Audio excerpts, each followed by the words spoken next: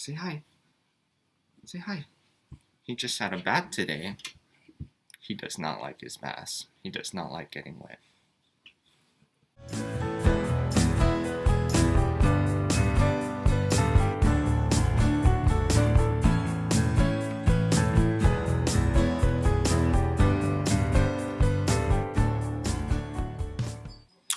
December 7th, 1941, a date which will live in infamy. So my Pearl Harbor story, well, actually not mine, but my grandfather's Pearl Harbor story. Now, my grandfather was born and raised here on the island of Oahu at Damon Track, which was just a few miles away from Pearl Harbor. So he did witness the attack on Pearl Harbor, and he was 7 years old at the time. Now, Damon Track no longer exists today. It was a plantation camp, a plantation village. It's like right across the street from the present day Honolulu International Airport. They paved it over and they turned it into a car dealership. So today it's a car dealership. Well, back then it was a plantation village, and that's where my grandfather was born and raised.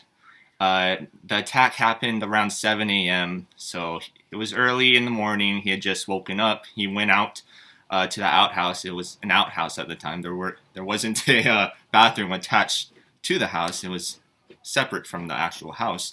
He went out to use the outhouse, and then he heard the planes. He heard planes flying low overhead. And as a 7-year-old boy, he loved airplanes. He was fascinated by them. He wanted to be a pilot when he grew up. It never happened because he was colorblind, so he couldn't pass the pilot's test. But at the time, yeah, so he was a 7-year-old boy. He heard the planes flying low overhead, was really excited. He ran out to see the planes. He looked up. He saw the pilot. The planes were flying so low overhead. He could see the pilots. And as a little boy, he would just wave at them. He had no idea what was going on, But and then of course, soon after that, he could see the smoke rising from Pearl Harbor. Immediately after, the U.S. military declared martial law over the entire Hawaiian Islands. So essentially, everyone who lived there became basically prisoners. And so that caused a lot of disruption and havoc on their lives, and they couldn't. They had curfews. A lot of public things got canceled. My grandfather said he had a dentist appointment, I think, that day, but they had to cancel it because of everything going on, and so it was a very I would say it was a traumatic experience for the people of Hawaii. Because of the aftermath for that, especially for the Japanese and even the Okinawans also. Now, people often call December 7th, 1941 a date which will live in infamy. That's FDR's famous speech. Now, I think war is always terrible. War and violence, and I think the loss of any life is always a tragedy, a needless tragedy. And so at the same time, though, I gotta say, the United States military never would have been bombed at Pearl Harbor if they had never illegally invaded Hawaii to begin with.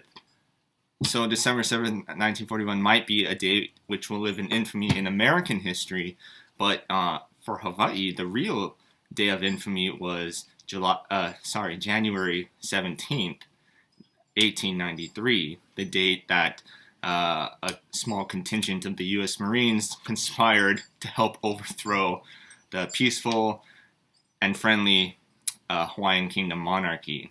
That is Hawaii's real greatest day of infamy. It was caused by the United States illegally invading Hawaii. So in case you don't know, yes, a small contingent of the U.S. Marines, I believe the exact number was around 143 Marines, conspired with a small group of uh, white insurgents, insurgents who wanted to overthrow the Hawaiian monarchy and have Hawaii join the United States in order to profit their own business interests. And yes, these insurgents were the descendants of American missionaries to Hawaii. And that is how Hawaii became illegally occupied, and it remains illegally occupied to this day. You know, any loss of life, I think, is a tragedy, but again, the U.S. military never should have been in Hawaii in 1941 to begin with. So now, it's important to keep in mind that the Japanese were not attacking Hawaiians. They were not attacking the local people of Hawaii. They were strictly attacking the U.S. military in Hawaii. And according to Dr. Dennis Ogawa at the University of Hawaii at Manoa, he says that the Japanese had actually considered the possibility of removing the U.S. military from the Hawaiian Islands and reinstating the lawful Hawaiian Kingdom monarchy. Of course, it never happened because the Japanese military ultimately deemed it an unrealistic from a military standpoint, and I think they were probably right. It's important to keep in mind that the Japanese never actually wanted to take over Hawaii for itself. It just didn't want the United States, its enemy, to be in Hawaii because they considered Hawaii, the military buildup in Hawaii, like a dagger pointing right at the throat of Japan. So they actually wanted to return Hawaii back to the peaceful and neutral Hawaiian Kingdom.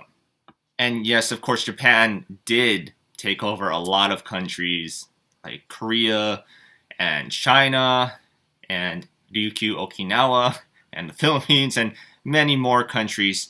But with Hawaii, Japan kind of knew that Hawaii was too far away for it to really hold from a military standpoint. It would be too far away for them to administer. And so rather than take over Hawaii and keep it for themselves, they wanted to just give Hawaii back to the neutral Hawaiian Kingdom. So yes, the Japanese were not attacking the civilians of Hawaii. They were attacking the U.S. military. And although some civilians did die during the attack, it was almost entirely the result of U.S. friendly fire. The U.S. military was so taken by surprise by the attack that they were scrambling for their guns and their weapons in order to defend themselves from the Japanese, that they inadvertently ended up firing upon some civilians, including, there was one very sad story of an entire family perished when an American soldier accidentally fired a bomb onto that family's house. And yes, so they all perished. So, yeah, I think the moral of the story is war is bad. War ends up harming civilians more than it does actual soldiers. And I think that's a real crime, because when you're enlisting in the military, you got to kind of know what you're signing up for. In the military, being killed in action is a possibility. It's a very real possibility. But for civilians, the civilians are not signing up for that.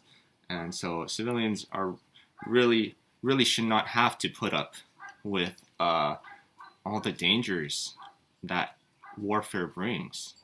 And let's keep in mind that the United States was also egging on Japan. The United States was looking for a war. FDR wanted to join the war, and he was looking for an excuse to do so because he knew the war would help end the Great Depression and boost America's economy. So the United States under FDR, they were definitely egging on Japan. I'm not in any way excusing all of the war crimes that Japan committed during World War II. They certainly did a great number of truly horrific things to a lot of nations and a lot of people. But at the same time, the United States was not completely innocent in this.